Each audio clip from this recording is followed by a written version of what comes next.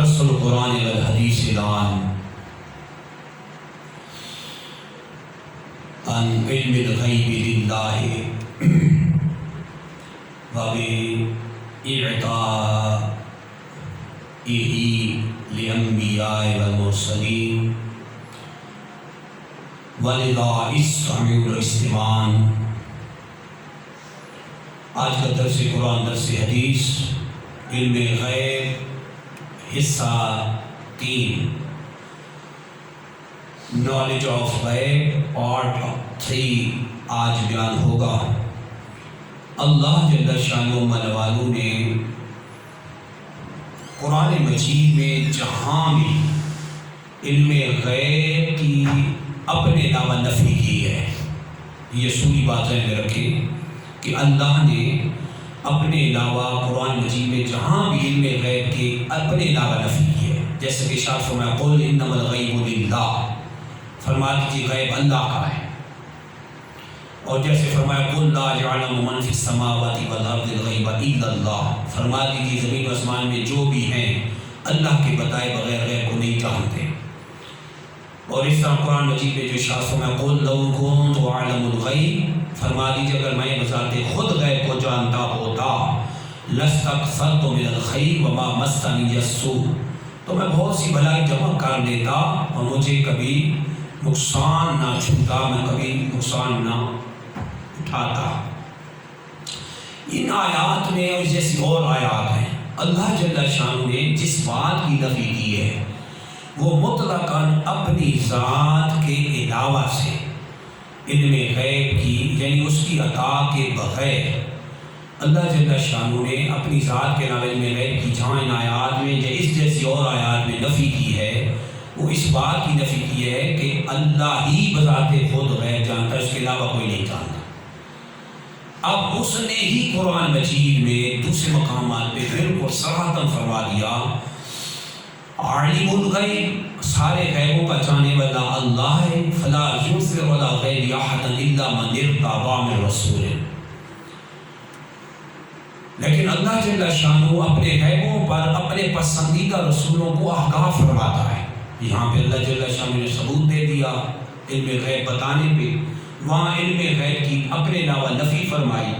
جن آیات میں اپنے علاوہ نفی فرمائی ہے وہ علم غیب ذاتی ہے، غیر محدود، غیر متناہی ہے، اور جن آیات میں اللہ جل شانہ نے علم غیب دینے کا ثبوت فرمایا اس کو یعنی فرمایا کہ میں نے دیا ہے رسولوں کو، جیسے یہ آیت بالکل واضح ہے عالم الغیب فلا یظہر علی غیبہ احدا الا من ارتضی من رسول، بذات خود عالم الغیب اللہ کی ذات ہے، سارے غیبوں کو جاننا یہ اللہ کی صفت ہے، ہماری سنت کا یہی عقیدہ ہے، اس کے بتائے بغیر کوئی نہیں جان سکتا۔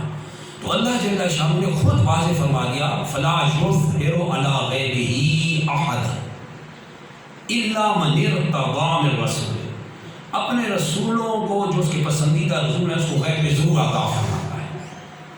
قال امام الفصیح عبداللہ بن عباس الا من اختارہ من الرسل فانہ یطلع علی بعض الغیب بالوحی، امام الفصیح عبداللہ بن عباس فرماتے ہیں اللہ جل شانہ اپنے رسولوں میں سے جس کو چن لیتا ہے بذریعہ وحی علوم غیبیہ پہ آگاہی عطا فرماتا ہے۔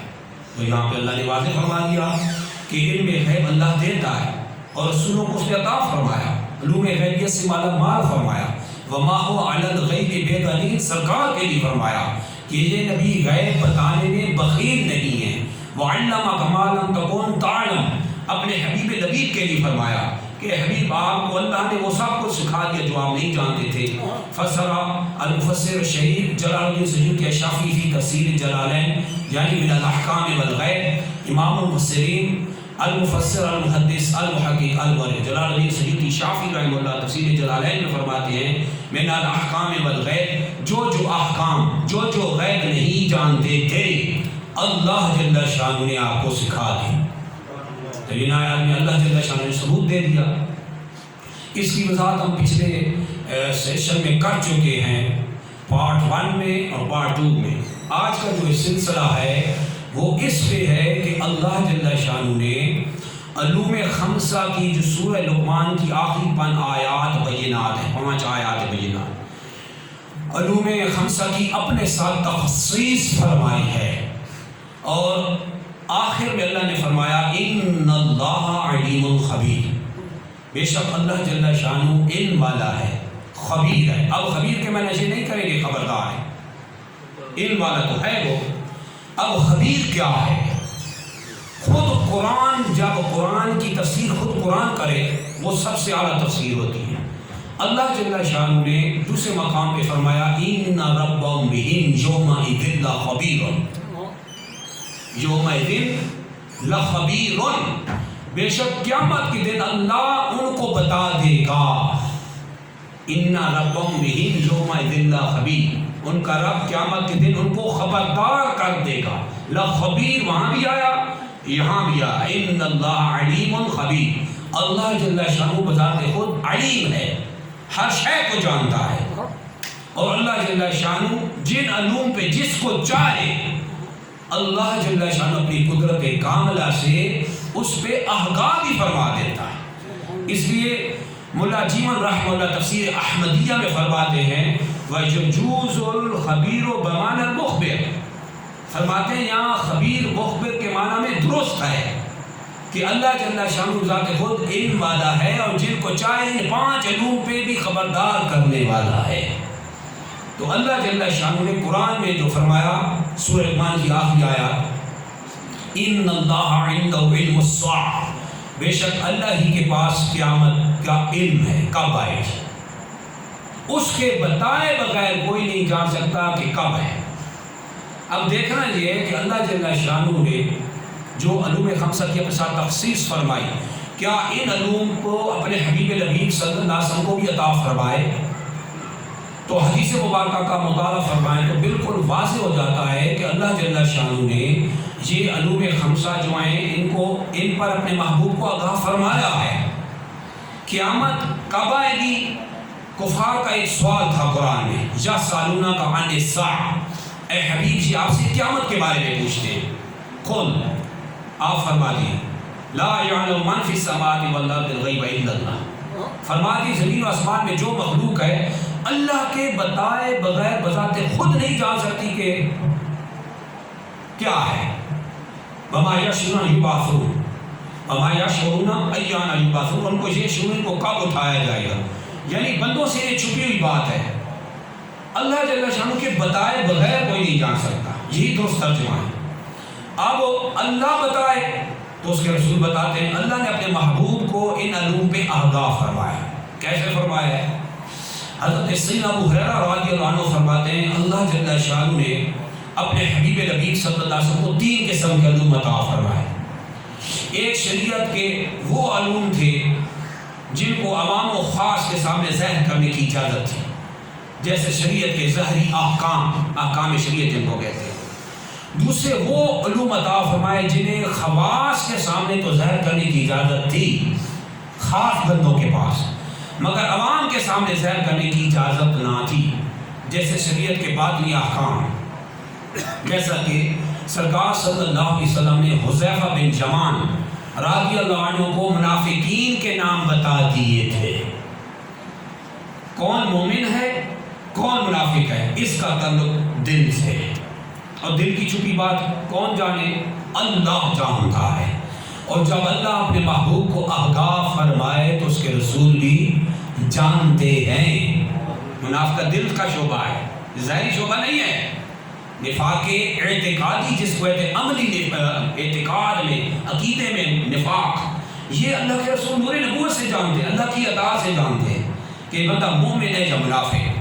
تو اللہ جل شانہ نے محبوب کو ان علوم پہ آگاہ فرمایا ہے، کیونکہ ان اللہ علیم الخبیر، ان علوم خمسہ کو بیان کرنے کے بعد آخر میں اللہ فرما رہا ہے اللہ خود تو علم والا ہے ہی، مگر جس کو چاہے ان علوم پہ خبردار کرنے والا بھی ہے۔ سرکار فرماتے ہیں حضرت سیدنا ابو ہریرہ رضی اللہ عنہ فرماتے ہیں کہ سرکار صلی اللہ علیہ وسلم کو 3 قسم کے علوم دیے گئے۔ جو باطنی علوم دیے گئے تھے، حذیفہ بن یمان اپنے صحابی رسول کو سرکار نے منافقین کے نام بتا دیے تھے، تو جب بھی کوئی شخص فوت ہوتا تو حضرت سیدنا فاروق اعظم رضی اللہ عنہ اس کے بارے میں حذیفہ بن یمان سے پوچھتے کہ ان کے بارے میں سرکار نے کیا فرمایا تھا۔ اگر حذیفہ بن یمان یہ فرما دیتے کہ سرکار صلی اللہ علیہ وسلم نے ان کے منافق ہونے کے بارے میں فرمایا تھا تو حضرت عمر بن خطاب فاروق اعظم رضی اللہ عنہ اس کا جنازہ نہیں پڑھتے تھے۔ یہ شریعت کے باطنی احکام ہیں، ظاہری احکام شریعت نہیں ہے، ان کا باطن سے تعلق ہے۔ صرف حذیفہ بن یمان کو بتایا تھا، اس لیے فاروق اعظم حذیفہ بن یمان سے پوچھے سرکار نے اس کے بارے میں کیا فرمایا تھا۔ اگر وہ منافق فرما دیتے تو اس کا آپ جنازہ نہ پڑھتے۔ نفاق دل کی کیفیت ہے، اس کا تعلق غیب سے ہے، اور غیب کی تعریف کیا ہے؟ لغت کے امام علامہ اصفہانی مفردات میں فرماتے ہیں الغیب ما لا یقع تحت الحواس ولا تقتضیہ بداہۃ العقل۔ غیب کہتے ہیں کہ جس کو قوت حواس خمسہ، انسان کے جتنے دیکھنے کی، چھونے کی، چکھنے کی، سننے کی، یہ جو ہم مختلف حصے ہیں ہمارے پاس، سینسز ہیں، ان کے ذریعے ہم سمجھتے ہیں، اس کے ذریعے بھی جس علم کو نہ جانا جا سکے اس کو غیب کہتے ہیں۔ ولا تقتضیہ بداہۃ العقل، اور قوت عقل سے بھی جس علم کو نہ جانا جا سکے اس کو غیب کہتے ہیں۔ یعنی نہ تو عقل کے زور لگانے سے وہ ملے، نہ حواس خمسہ کے ذریعے اس کو پتہ لگایا جا سکے کہ غیب کیا ہے، یہ چیز کیا ہے، اس کو غیب کہتے ہیں۔ اللہ نے اپنے حبیب نبی صلی اللہ علیہ وسلم کو علوم غیبیہ سے مالا مال فرمایا۔ اب تیسری چیز جو سرکار صلی اللہ علیہ وسلم کو عطا فرمائی گئی، ابو ہریرہ رضی اللہ عنہ فرماتے ہیں، سیدنا ابو ہریرہ فرماتے ہیں کہ سرکار صلی اللہ علیہ وسلم کو ایک وہ علوم عطا کیے گئے جن کو نہ خواص کے سامنے ظاہر کرنے کی اجازت تھی، نہ عوام کے سامنے ظاہر کرنے کی اجازت تھی۔ یعنی شریعت کے اسرار، راز، وہ اللہ اور رسول کے درمیان ایسے اسرار اور راز ہیں جو نہ عوام کے سامنے بیان کرنے کی اجازت تھی، نہ خاص بندوں کے سامنے اجازت تھی۔ جیسے وقوع قیامت کا معین وقت کس سن کو آئے گی، کافر یہ سوال کرتے تھے، یسألونک عن الساعۃ ایان مرساہا، وہ کب آئے گی قیامت؟ تو سرکار صلی اللہ علیہ وسلم کو چونکہ اللہ نے آگاہ فرما دیا تھا مگر بتانے کی اجازت نہ تھی۔ جیسے کہ روح کے بارے میں پوچھا، یسألونک عن الروح، اے حبیب صلی اللہ علیہ وسلم، یہ لوگ آپ سے روح کے بارے میں پوچھتے ہیں روح کیا ہے، مگر عقل انسانی روح کو سمجھنے سے قاصر ہے، اس لیے فرمایا قل الروح من امر ربی، روح میرے رب کا حکم ہے۔ اس کی کیفیت، اس کی حقیقت کیا ہے؟ چونکہ عقل انسانی نہیں سمجھ سکتی تھی، اتنا ہی اللہ کی طرف سے حکم فرما دی میرے رب کا حکم ہے۔ اب حدیث سیدہ کا مطالعہ کریں، بندہ مومن کامل کی جب روح قبض ہوتی ہے، اس کو جب قبض کر کے نکال کے جبریل امین علیہ السلام کی سرداری میں فرشتے جو آتے ہیں جبریل علیہ السلام کے ساتھ، حضرت جبریل علیہ السلام ریشمی رومال میں جو لپیٹ کے لا کے جاتے ہیں وہ کیا ہے؟ حدیثوں میں جو الفاظ ہیں کہ اس کو ریشمی رومال میں لپیٹ کے جا رہے ہوتے ہیں، اس کی اہمیت چونکہ انسانی عقل نہیں سمجھ سکتی، اس لیے فرمایا قل الروح من امر ربی، روح میرے رب کا حکم ہے۔ اب قیامت کا معین وقت اللہ نے اپنے محبوب کو تو بتا دیا مگر عوام کے سامنے اور خواص کے سامنے بھی ظاہر کرنے کی اجازت نہ تھی۔ سرکار نے دن بتا دیا جمعہ کا دن، سرکار صلی اللہ علیہ وسلم نے مہینہ بتا دیا محرم شریف 10ویں محرم، جیسا کہ ابو داؤد شریف ابن ماجہ حدیث ثابتہ کی ہے۔ سرکار صلی اللہ علیہ وسلم فرماتے ہیں اکثر الصلاۃ علیہ یوم الجمعہ، جمعہ کے دن مجھ پر درود و سلام کی کثرت کرو، جمعہ کے دن درود و سلام کی کثرت کرو۔ کیوں کثرت کرو؟ سرکار صلی اللہ علیہ وسلم فرماتے ہیں فَإِنَّهُ يَوْمٌ مَشْهُودٌ تَشْهَدُهُ الْمَلَائِكَةُ، یہ وہ دن ہے جس میں فرشتے حاضری دیتے ہیں، فرشتے حاضر ہوتے ہیں۔ وَفِيهِ، یہ جمعہ کا دن کیا ہے؟ سرکار فرماتے ہیں فِيهِ النَّفْخَةُ وَفِيهِ الصَّاعَةُ، اسی جمعہ کے دن سور پھونکا جائے گا، اسی جمعہ کے دن قیامت قائم ہوگی۔ فِيهِ الصَّاعَةُ، جمعہ کے دن قیامت قائم ہوگی۔ سرکار نے بتا دیا، مہینہ 10ویں محرم کا بھی بتا دیا، سن چھپا دیا، اللہ جل شانہ کی طرف سے اجازت نہ دی کہ ظاہر نہ کریں، سرکار کو بتا دیا، آگے اجازت نہ تھی۔ تو چونکہ اجازت نہ تھی، اس لیے سرکار صلی اللہ علیہ وسلم نے سن ظاہر نہ کیا، دن اور مہینہ بتا دیا۔ ہر چیز عوام کو ظاہر کرنے کی نہیں ہوتی، اس لیے اس کو حکمت خداوندی کے تحت پوشیدہ رکھ دیا گیا۔ جیسے انسان کو اپنی موت کا وقت معین رہے، کب اس نے کس ٹائم کس حال میں مرنا ہے پتہ ہے، تقدیر میں لکھ دیا گیا، مگر انسانوں کو نہیں بتایا گیا۔ کسی کو نہیں بتایا گیا، تم عام انسانوں کو، کہ تم کب کس حال میں مرو گے۔ اگر ہر انسان کو یہ بتا دیا جاتا تو ہر انسان جی سوچ سوچ کے پہلے ہی مر جاتا، اس کی تو ساری دنیا کا نظام ہی خراب ہو جاتا، پریشانی لاحق ہو جاتی۔ اب اتنے دن رہ گئے، اب اتنے سال رہ گئے، اب اتنے وقت آ گیا، ٹائم، اور اتنی پریشانی اور ٹینشن لیتا کہ اسے کوئی کام بھی پھر نہ ہو پاتا۔ یہ حکمت خداوندی کے ساتھ یہ چیزیں بتانے سے روک دیا گیا۔ اب اس کا معنی یہ نہیں کہ اللہ نے اپنے محبوب کو نہیں بتایا، اس لیے سرکار نے دن بھی بتا دیا، مہینہ بھی بتا دیا۔ 10ویں محرم جمعہ کا دن، حدیث صحیحہ اس میں شاہد اور گواہ ہیں۔ دوسری بات، خلاق عالم جل شانہ علیہ وآلہ نے فرمایا اسی سورہ لقمان کے آگے، وَيُنَزِّلُ الْغَيْثَ، وہی بارش برساتا ہے۔ ہمارے سنت کا یہی عقیدہ ہے، ستارے بارش نہیں برساتے، اللہ بارش برساتا ہے، یہ مومنین کا عقیدہ ہے۔ مشرکین یہ کہتے تھے، ستاروں کی طرف نسبت کرتے تھے کہ فلاں ستارہ ادھر آ جائے تو بارش ہوگی، فلاں ستاروں کی وجہ سے، ریزن آف سٹار، یہ جو سٹار کا ریزن ہے بارش کی برسنے کی وجہ ہے، وہ ستاروں کی وجہ سے ہے۔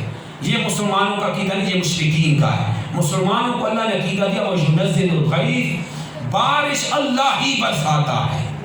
امام الفصیح عبداللہ ابن عباس اس کی تفسیر میں فرماتے ہیں وَيُنَزِّلُ الْغَيْثَ یعنی یعلم وقت نزول الغیث، بارش کس وقت برسے گی یہ اللہ کے بتائے بغیر کوئی نہیں جانتا۔ جب اللہ آگاہ فرما دے تو پھر رسول بتاتے ہیں۔ اللہ نے اپنے محبوب صلی اللہ علیہ وسلم کو اس سے بھی آگاہ فرما دیا۔ سرکار صلی اللہ علیہ وسلم رب کی عطا سے بتا سکتے ہیں کہ بارش کب برسے گی۔ بندوں سے مخزون چھپا ہوا ہے، لیکن اپنے محبوب کو ان علوم کے ساتھ بھی خاص فرمایا ہے، اور اس کی شاہد وہ حدیثیں صحیحہ ہیں جو جید محدثین نے اپنی صحاح میں نقل کی ہے۔ کما رواہ رئیس المحدثین محمد بن اسماعیل البخاری فی صحیح، رئیس المحدثین محمد بن اسماعیل البخاری نے اپنی صحیح میں حدیث مبارکہ کو نقل کیا۔ امام ابو بکر ابن ابی شیبہ نے اور دیگر محدثین، امام بہقی نے بھی اس کو نقل فرمایا۔ عن انس، حضرت انس رضی اللہ عنہ سے قول فرماتے ہیں ان الناس قحطوا فی خلافت عمر، لوگ فاروق اعظم راجن کے دور خلافت میں قحط میں مبتلا ہو گئے۔ فجاء بلال بن الحارث الى قبر النبی صلی اللہ علیہ وسلم، تو حضرت سیدنا بلال بن حارث صحابی رسول قبر مصطفیٰ پہ حاضر ہوئے۔ فقال، سرکار کے دنیا سے پردہ فرمانے کے بعد قبر مصطفیٰ پہ التجائیں لے کے آنا اور سرکار کی بارگاہ میں فریاد کرنا، یہ سنت صحابہ ہے۔ اس کو محدثین نے حدیث صحیحہ میں روایت کیا۔ تو صحابی رسول قبر مصطفیٰ کے آپ پر کیا عرض کر رہے ہیں؟ فقال، پہلا لفظ کیا کہا؟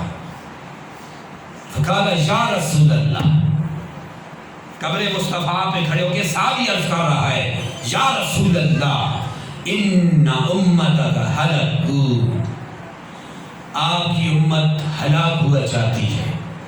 استسقِ لامتک فانہم ہلکوا، اپنی امت کے لیے بارش کی دعا مانگے، آپ کی امت ہلاک ہوا جاتی ہے، ہلاک ہو جائے گی اگر یہی کار ساری رہی۔ فاتاہ النبی صلی اللہ علیہ وسلم فی المنام، تو سرکار وقار صلی اللہ علیہ وسلم مشہور صحابی رسول حضرت سیدنا بلال بن حارث